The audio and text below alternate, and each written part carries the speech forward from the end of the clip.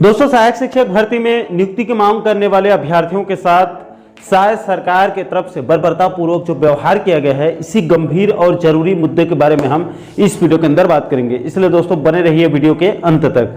नमस्कार दोस्तों, मैं हूं आपका दोस्त लोकेश साहू और आप देख रहे हैं लोकेश छत्तीसगढ़िया यूट्यूब चैनल। आप सभी साथियों का हमारे इस चैनल पर बहुत बहुत स्वागत है।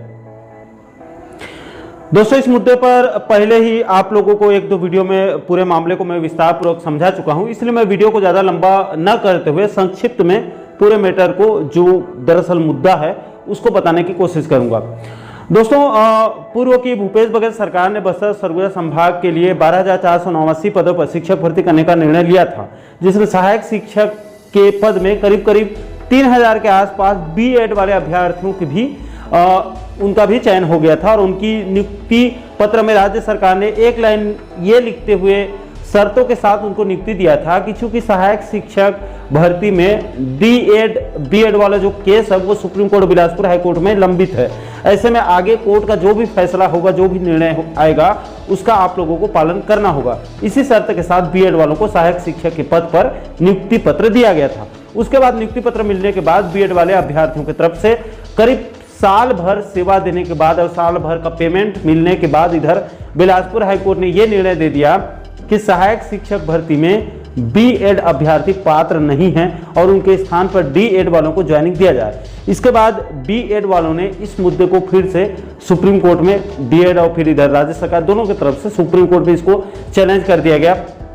वहां पर सुनवाई हुई और सुप्रीम कोर्ट ने भी बिलासपुर हाईकोर्ट के फैसले को बिल्कुल सही मानते हुए 4 सितंबर 2024 को अपना अंतिम फैसला सुनाते हुए सहायक शिक्षक भर्ती में बीएड वालों को बाहर करके डीएड वालों की काउंसलिंग करके उनकी ज्वाइनिंग करने के लिए राज्य सरकार को निर्देश दे दिया। अब दोस्तों, इतना सब कुछ होने के बाद सहायक सरकार को तत्काल सहायक शिक्षक भर्ती में भले बीएड वालों को बाहर करके उनको कोई दूसरे पदों पर समायोजित करके सहायक शिक्षक भर्ती में कायदे से डीएड वालों की काउंसलिंग करके अब तक उनको ज्वाइनिंग लेटर दे देना चाहिए था, लेकिन दुर्भाग्य से अभी तक ऐसा नहीं हो पाया। जिसके बाद इधर डीएड वालों के सब्र का बांध टूट गया और उन्होंने सहायक सरकार के मंत्रियों से मुलाकात करके ज्वाइनिंग की मांग करने लगे। इसको लेकर बीते महीने सितंबर में बिलासपुर में एक न्याय रैली भी निकाली गई थी, लेकिन इसके बाद भी सरकार ने इस मुद्दे को संज्ञान में नहीं लिया। तो उसके बाद डीएड वाले अभ्यर्थियों की तरफ से नियुक्ति की मांग को लेकर राजधानी रायपुर के माना तूता धरना स्थल से अनिश्चितकालीन आंदोलन का बिगुल फूंक दिया गया और बीते 20 दिनों से तूता धरना स्थल में वो लोग डटे हुए हैं।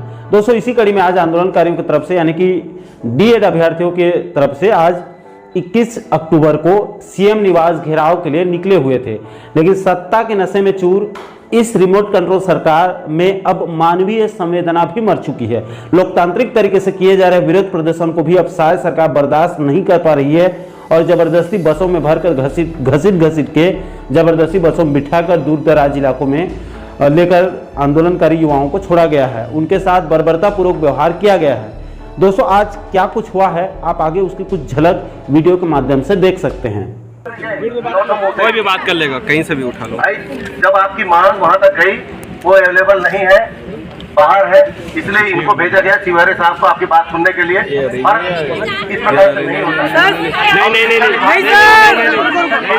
यहाँ पर तिवारी साहब आ चुके हैं, आप उनकी बात रख सकते हैं। सर, 1 साल से बात हो गया सर, इससे 1 साल से बात कर रहे हैं। 1 साल से बात कर रहे हैं।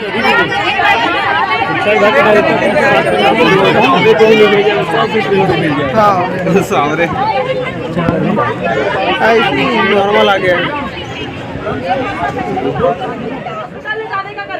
कल करवा चौथ मनाने घर गई थी, फिर उसके बाद सुबह जस्ट निकली हूँ।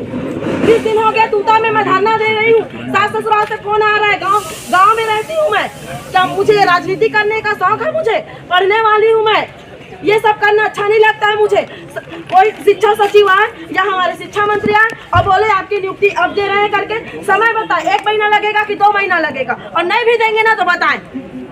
यहाँ ये लोग बोल रहे हैं ये है लीडर, इसके ऊपर FIR होगा, इसके ऊपर FIR होगा। मार देना भैया यहीं पे हम लोग को, मार भी डाले। अच्छा है 1.5 महीना 2 महीना हो गया, 1.5 साल हो गया और 2 महीना हो गया सुप्रीम कोर्ट का जजमेंट आए। मैं हाथ जोड़ के आपसे विनती कर रही हूँ, वोट देने के टाइम आप हमसे हाथ जोड़ते हो, बोलते हो कि वोट दो, इसमें वोट दो। हमने चुना है आपको, कमल का फूल हमने खिलाया है कि हमारा भलाई होगा करके। पिछली शासन जो की है हमारे 7 साल हो गया है, बेरोजगार हूँ, मेरा पति के पास कोई सरकारी नौकरी नहीं है, एक दुकान चलाते हैं, वो एक टेलर है, वो कैसे भी करके मुझे कोर्स कराए हैं, अपना खुद भी किए हैं, कैसे भी पाई करके।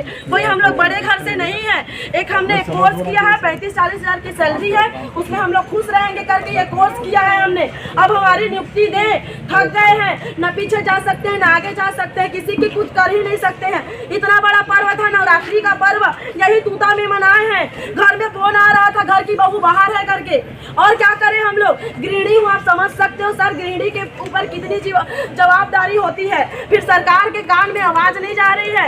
ये अधिकारी जो इतने आए हैं, आवाज पहुंचा देना सरकार तक, बोल दे कि नियुक्ति दिलवा रहे हैं करके। बहुत हो गया सर, मर जाऊं क्या मैं यहाँ पे, अपने पति को भी ले आती हूँ, दोनों जने मर जाते हैं, सब लोग मर जाते हैं। उसके बाद कहाँ का डीएड और कहाँ का नियुक्ति। बस मैं इतना ही कहना चाहूंगी कि नियुक्ति दे हमें।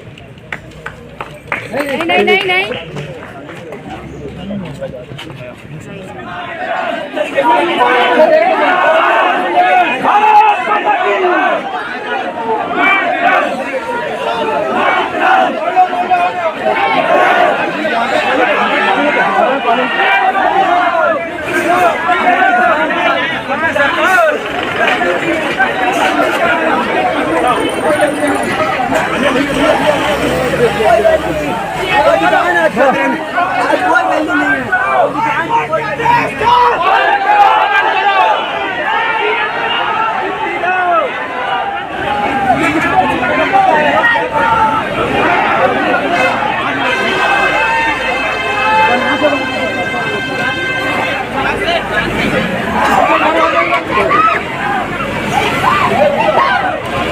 सब लोग बैठ गए, कितने लोग बैठ गए?